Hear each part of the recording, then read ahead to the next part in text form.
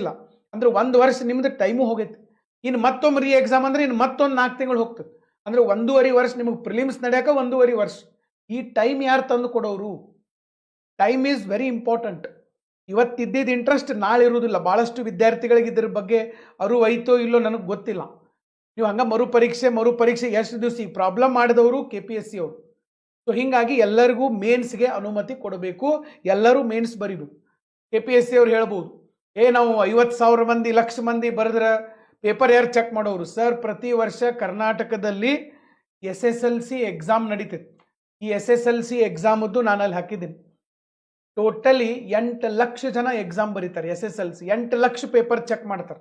ಈಗ 50,000 paper check ಮಾಡೋದಕ್ಕೆ ಏನೂ ಪ್ರಾಬ್ಲಮ್ ಇಲ್ಲ. 8 ಲಕ್ಷ SSLCದು ಪ್ರತಿ ವರ್ಷ 8 ಲಕ್ಷ ಮಂದಿ ಬರೀತಾರೆ. 50,000 ಜನ ಬರಿಬೋದು ಅಷ್ಟೇ. ಮೇನ್ಸ್ ಭಾಳ ಏನು ಬರೆಯೋದಿಲ್ಲ. ಯಾಕಂದ್ರೆ ಪ್ರಿಲಿಮ್ಸನ್ನ 50%